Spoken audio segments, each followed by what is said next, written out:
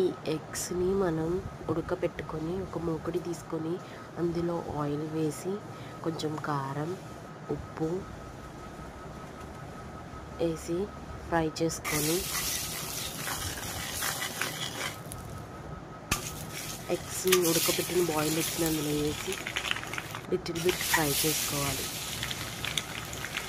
కొంచెం అవి ఫ్రై అయ్యి మెరూన్ కలర్లోకి రావాలి. వచ్చిన తర్వాత మనం కొంచెం గార్నిష్ చేసుకోవచ్చు కొత్తిమీరతో.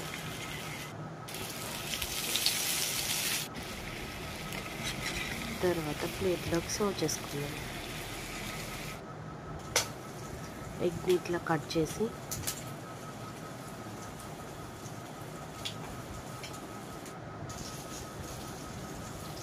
టేస్ట్ చేద్దాం.